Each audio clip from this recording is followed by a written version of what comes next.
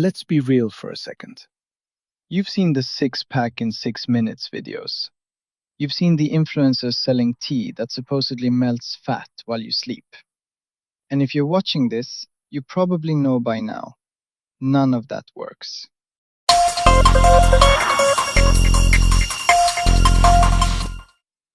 Most people approach fat loss like a sprint. They cut their calories to 1,200, spend 2 hours on a treadmill, and by Thursday, they're face down in a pizza box because their body is screaming for help. That isn't the plan. That's a recipe for metabolic burnout. Today, we are doing things differently. I'm walking you through a 5-step roadmap that isn't just about losing weight. It's about changing your body composition. We're going to talk about the math, the biology, and the psychology of getting lean and staying there. By the end of this video, you won't just have a diet, you'll have a blueprint. Let's dive in. Step 1 is the foundation. If you get this wrong, the other 4 steps don't matter. We're talking about the caloric deficit. Now wait, don't roll your eyes. I know you need to eat less. But do you know how much less? Most people make the mistake of dropping their calories too low, too fast. When you do that, your body goes into a defensive state. Your thyroid hormones can drop, your NEAT decreases because you're tired, and your hunger hormones like ghrelin go through the roof. The strategy: you need to find your total daily energy expenditure. This is the sum of your basal metabolic rate plus your daily movement. Once you have that number, you want to subtract roughly 15% to 20%. For most people, this is a Goldilocks zone of about 300 to 500 calories below maintenance. This is enough to lose about 0.5 to 1% of your body weight per week. Why so slow? Because we want to burn fat, not muscle. If the scale drops 5 pounds in 2 days, I hate to break it to you, but that's mostly water and glycogen. We want the slow, steady burn that actually changes how you look in the mirror. Pro tip: don't guess.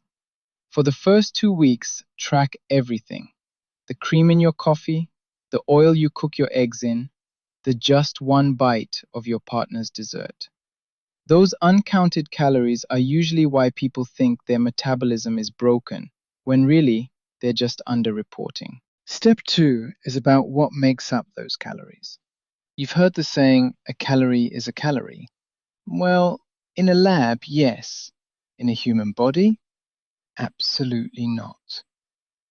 If you eat 2,000 calories of donuts, you'll be starving an hour later. If you eat 2,000 calories of steak and broccoli, you'll feel like you're winning a food eating contest. This is the power of satiety. The protein rule. Protein is the most important macronutrient for fat loss for 2 reasons. First, the thermic effect of food, TEF. Your body uses more energy to break down protein than it does for fats or carbs. You're literally burning calories just by eating chicken or tofu. Second, muscle preservation. When you are in a deficit, your body is looking for energy.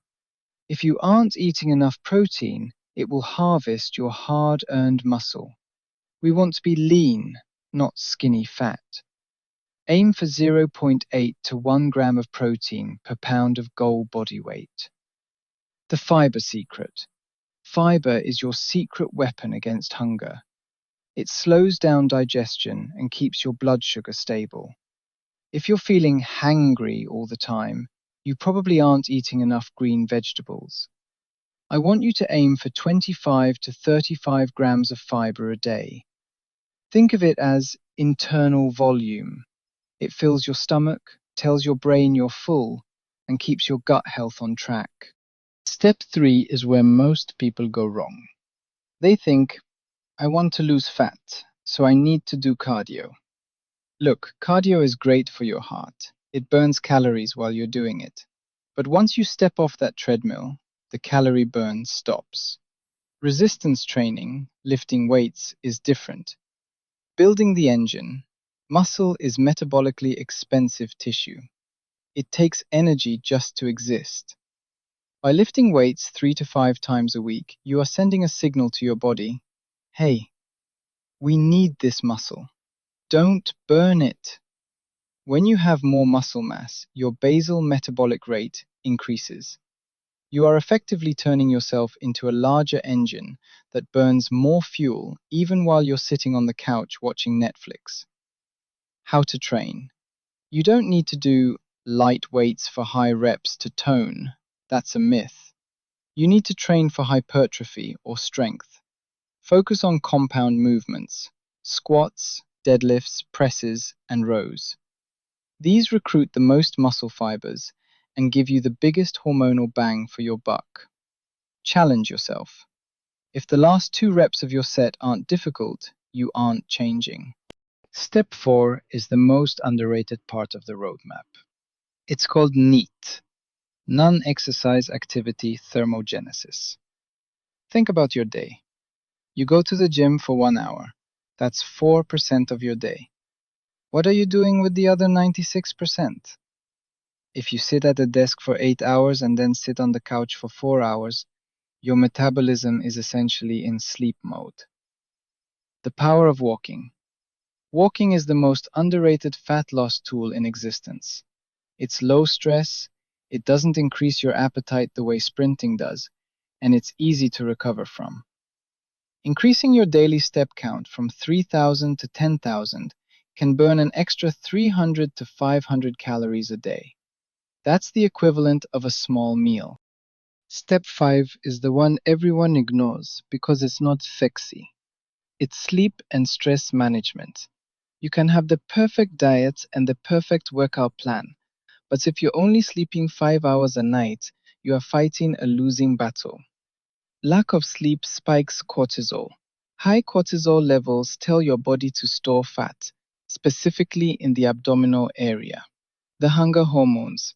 When you're sleep deprived, your leptin, the I'm full hormone, drops, and your ghrelin, the I'm starving hormone, spikes. You will literally crave sugar and junk food because your brain is searching for a quick hit of energy to make up for the lack of sleep. How to fix? Aim for 7 to 9 hours of quality sleep. Keep your room cool, dark, and phone-free, and manage your stress, whether it's meditation, a hobby, or just saying no to extra shifts at work. Keeping your nervous system calm is a biological requirement for efficient fat loss. Look, this roadmap works, but only if you actually get on the road. Knowledge without action is just trivia. I know that starting can feel overwhelming. Trying to track calories, lift weights, and get your steps in all at once is a lot to juggle. That's exactly why I created something to help you bridge the gap. If you're ready to stop guessing and start seeing results in the mirror, I've put together a free 7-day body reset guide. It breaks down exactly how to kickstart this process so you don't have to overthink it. You can grab it for free at the description below.